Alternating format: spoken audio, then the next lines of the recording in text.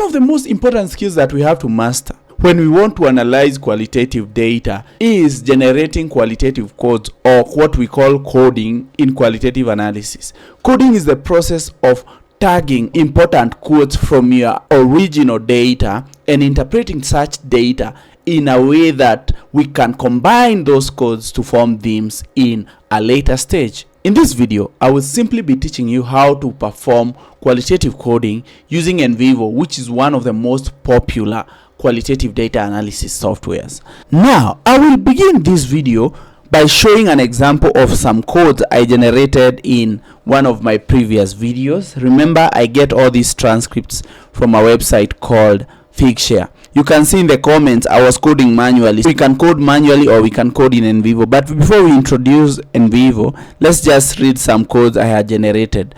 This was a transcript about experiences of women with immune treatments for fertility. Let me read this paragraph and see the codes I generated. So myself and my husband started trying to have a baby in March 17th. It was and tried for a year before we went to our GP, and then started having all of the NHS tests. Had some treatment with NHS in January 19, so just over a year ago. So had one round of NHS IVF, which was obviously pretty kind of standard, no add-ons, and then that wasn't successful. So then went to another clinic in London which offers immune treatment, and so that's how I came to that. I would say that it wasn't a conscious decision to go to a clinic that offered immune treatment. My sister went to that clinic as well for a completely unrelated fertility issue.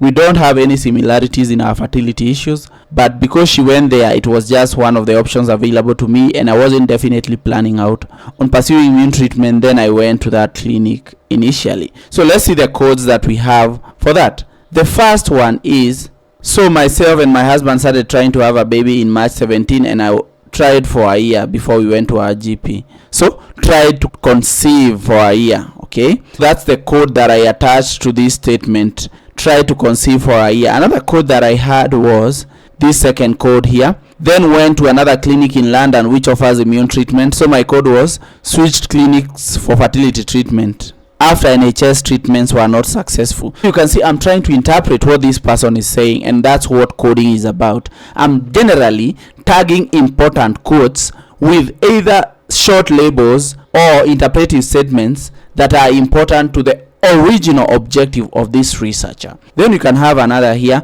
Never made a conscious decision to procure immune treatment, but was just procuring fertility treatments in healthcare facilities. So that's kind of another code. Ideally, some codes are long, others are short. Another one had positive experience in NHS clinic. Let me read the quote. Decision: I had really positive experience of my NHS clinic actually, and really like the doctors there, really like their approach. You see, these are like codes that I developed for that. That's just an example. Let me interrupt this video for a minute and pose this question to you. Are you overwhelmed by qualitative data analysis? I've got you covered with 2 specialized services tailored just for you. But before I tell you of my services, let me start by informing you that I have an average 5-star rating from previous clients that I've worked with, both in the done for you and the consulting service. Now, here are the 2 services I provide to help you in analyzing your qualitative data. Number 1, the done for you qualitative data analysis service. In this service, I handle the heavy lifting so you can focus on the bigger picture. My service includes meticulous manual coding, where I code every word carefully for meaningful insights, theme development, where I identify patterns that matter the most, data visualization, where I produce stunning visuals that tell your data story, writing the findings report, where I produce content that's ready to use for the 4th chapter of your thesis or dissertation, which is the findings section. And I also provide a walkthrough video recording, which is a step-by-step explanation of how I analyzed your data using Nvivo. The second service that I offer is the one-on-one Nvivo consulting. In this service, we hop on a video call via Microsoft Teams or Zoom, and in just a few hours, I'll help you become a pro with Nvivo. Whether you are a beginner or looking to refine your qualitative data analysis skills, I'm here to guide you every step of the way. Don't wait. Contact me today. My details in the description and in the pinned comment. I would like us to do some coding together in Nvivo. So the first thing that I'm going to open is Nvivo. For now, I have Nvivo 15, which is the latest version in 2025. Probably there will be other versions in the future, but the basics of coding are still the same. Another thing I want to show you as Nvivo opens is the study title for this tutorial is Opinions of Physiotherapists at the University Teaching Hospital on Assessing Psychological Well-Being of Patients with Stroke. So the psychological well-being of patients with stroke, and I have 2 transcripts. Actually, I have 3 that we are going to do some coding in. When you open Nvivo, the first thing that you see is this welcoming menu. When you click on new project, we can go to new project, name our project. So I want to call this just a random name, Qual Coding Project. You have to name it the way you want. And another thing is you have to know where you are saving your Nvivo file. Don't just save blindly.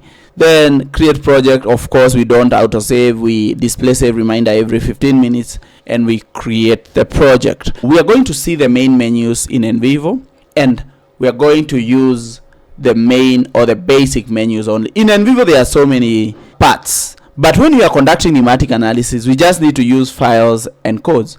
Files, codes, files and codes. Okay, here is what we are going to do. Go to files. To upload, we just grab this. We can grab the transcripts. Let me just grab one for now, drag and drop it in the files section. So that's one way of importing. We click OK. Another way of importing is going to import, then going to files, then finding our files, and then importing our files in there. Okay, that's it. That's another way of importing. So how do we do coding? The first thing that I like to do is I like to be organized. So in the code section, I like to create a folder called initial codes. It's not a must, but I like tracking my work because we are doing initial coding. Then later we should go and combine codes based on shared meaning to form themes. I will attach another video that goes into the other steps. For now, we just want to code. The initial codes will be here. I go and open one of my transcripts by double clicking on it, and then we start coding. Now, to code, what do we need to do? We need to understand the main issue that we want to analyze. Here we are looking at opinions of physiotherapists at the University Teaching Hospital on assessing the psychological well-being of patients with stroke. Ideally, with these interviews are about the psychological well-being of patients with stroke. So interviewer, I'll go straight to the question. Let me start here. Let me start at this place here. I would like to try to find out what sorts of ideas come to you when you think about people with mental health problems, like how might they communicate. The question will help us a lot in knowing how to code because we are trying to interpret the responses. Those are what we call codes. And in some instances, I like using either color codes or the questions themselves as containers. Let me show you what I mean. If you go to the original question, there will be no problem of me coming here and tagging questions with a certain color so that I know where they come from.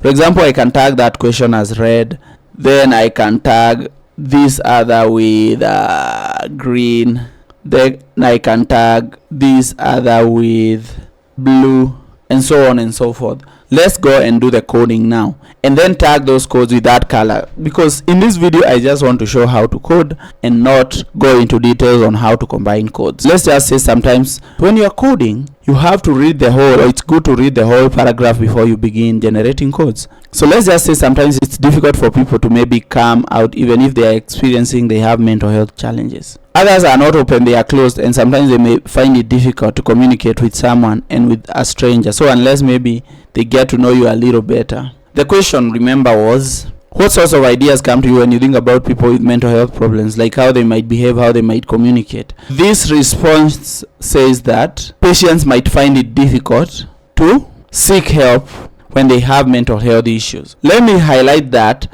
Right click, select code selection, go to initial codes, top level code, and say, let me voice type.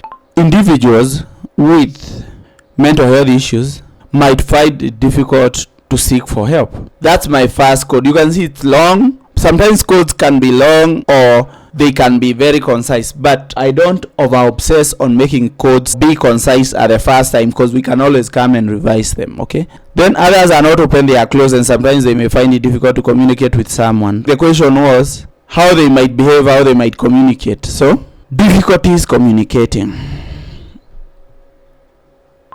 Because this person is simply saying people in mental health might find it difficult to communicate. Remember, these codes, if I close the transcript, I'll come back to that later. Go to color, you can see red, and another one here you can see we mark it as red. Right click, color red. We want to know where they came from originally. Let me go back to the transcript and get more codes.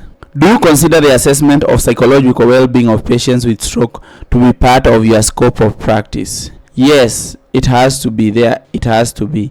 So this person considers the assessment of psychological well-being of patients with stroke to be part of their scope of practice. So let me code that. Code selection considers assessment of psychological being as part of scope of practice. That's another code for another question, and probably if you remember my original transcript, the color for that is green. So I will just take color and do green. Okay, but do you think it's there right now? Then this person says no, it's not. I've seen a lot of assessment forms, or even when you are talking, we are just focusing on their condition, not about their well-being in general. So this quote means, let me interpret that, psychological well-being assessment is not currently provided to stroke patients. That's what that person is saying, that they have not seen stroke patients receiving any form of psychological well-being treatment currently. If you look at that again, I can choose a different color code for that. And basically, this is how we generate codes. There are ways of remaining organized throughout the whole coding process, which I have covered in videos I'm going to link. But generally, for this video, we want to just get codes. That is for the first transcript. If I click on this highlight button and click on all coding, you can see the areas I'm coding. We only code sections that are important to our research objectives, and we never code sections that we deem as not being important to our research questions. Basically, that's how we know what to code and what not to code in these transcripts. So if I click on the second participant and do the same coding for the first section, I will proceed with the interview.